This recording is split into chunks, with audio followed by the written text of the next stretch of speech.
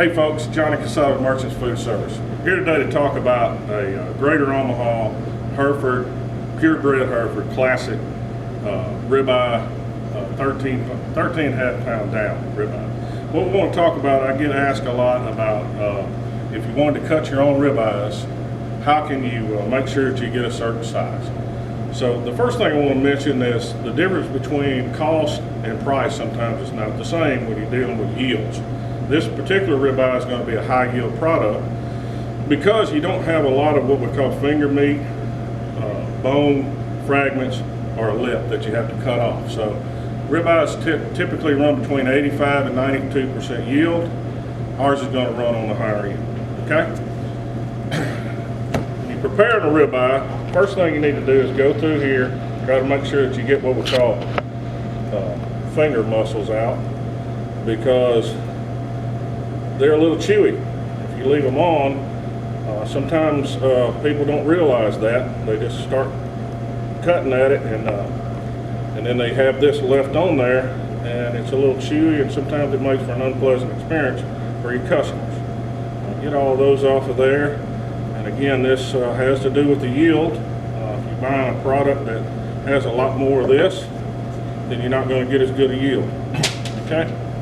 On the back here, sometimes you'll find fragments of what we call feather bones. I can see one like that. In some cases, with some companies, they leave a lot of that on there, which is not cost effective for the customer.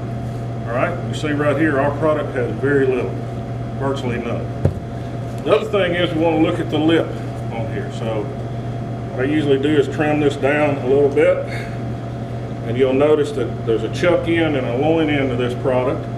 The lip is more prevalent on this end, the loin end, than it is the chuck end. So I kind of went at an angle when I did that.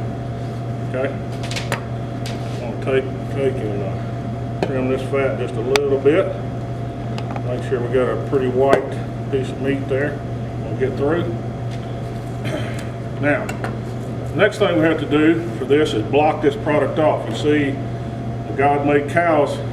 This is one of the things he made pretty much consistent, was the way this thing is shaped. So I've got to block it off here so we'll get a good even cut. I can use this probably for something else.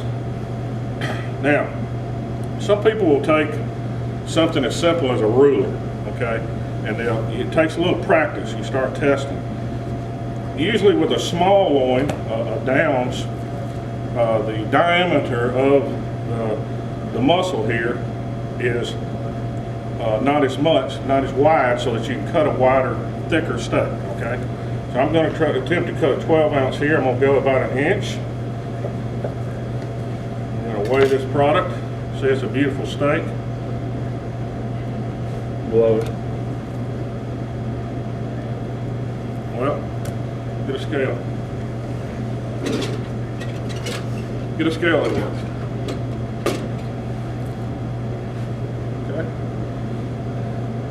We're at 11 ounces here. So usually there's about an ounce variation between a 12 ounce steak would typically go between 11 and 13. So as you cut into the ribeye, it gets wide here. So you have to be careful.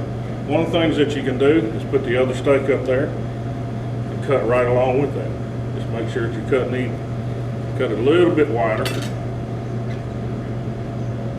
Now I'm right on 12.5 ounces. See, it's beautiful meat. Again, do this. Make sure that you're getting consistent product. Our Greater Omaha ribeyes are so consistent that it's a lot easier to do this with our product than it is some of our competitors' products. Some of them are very big on one end and not so big on the other end. It makes it difficult to do that. You can see this is a very beautiful, beautiful product. They're all running about 12 ounces. Yep, that's right on the. Okay, thank you.